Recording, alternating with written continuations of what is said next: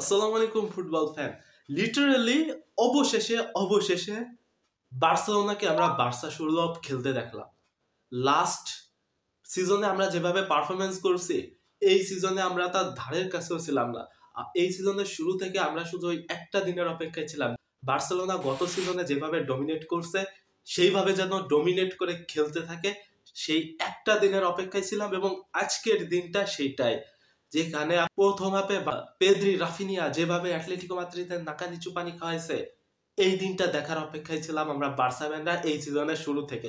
এবং সেই কাঙ্ক্ষিত দিনটা কিন্তু অলরেডি আমরা এই ম্যাচে দেখে ফেলছি। পেদ্রি এবং রাফিনিয়া ছাড়া বার্সেলোনা পুরো শূন্য। পেদ্রির মতো মিডফিল্ডারকে বোঝার জন্য রাফিনিয়ার মতো স্ট্রাইকার আপনার দরকার আছে, আপনার লাগবে।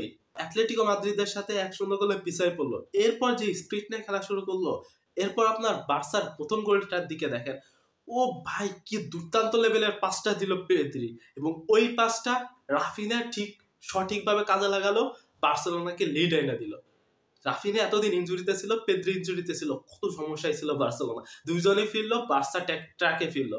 মানে অ্যাটলেটিকো মাদ্রিদের সুযোগই দেয় নেই প্রথম হাফে, দ্বিতীয় হাফে শুরু থেকে অনেক ডোমিনেট করে খেলছে বার্সেলোনা। কিন্তু ওই যে আবার আর এক সমস্যা, ইনজুরির সমস্যা।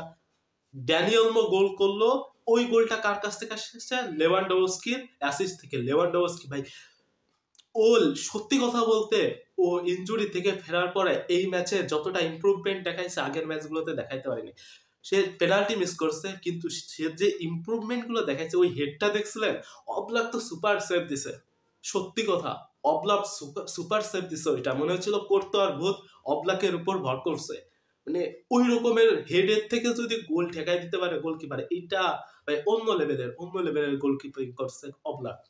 তবে আপনার লেভানডোভস্কির যে পেনাল্টি মিস নিয়ে আপনি কথা বলতে পারেন, যে আপনার মতো একটা মানে এরকম অভিজ্ঞ প্লেয়ার যখন এইভাবে শটটা মারে, তবে ব্যাড লাক থাকতেই পারে।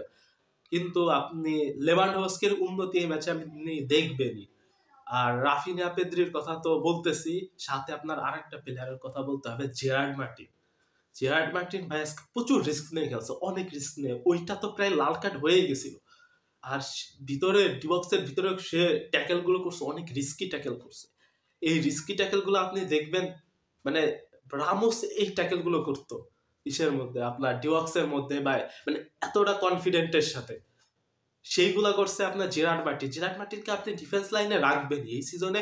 পকুবার্সি এবং জেরার্ড মার্টিনের যে জুরিটা চলতেছে, এইটা বার্সেলোনার জন্য এই সিজনে দরকার ছিল। তবে পকুবার্সি প্রথম যে গোলটা ছিল, ওইটা তার গোলটা বেশি ছিল, সে অফসাইড ট্রাক মানে মেইনটেইন করতে পারে নাই, যার কারণে খুব সহজেই কিন্তু ভেঙে ফেলতে পারছে অ্যাটলেটিকো মাদ্রিদ।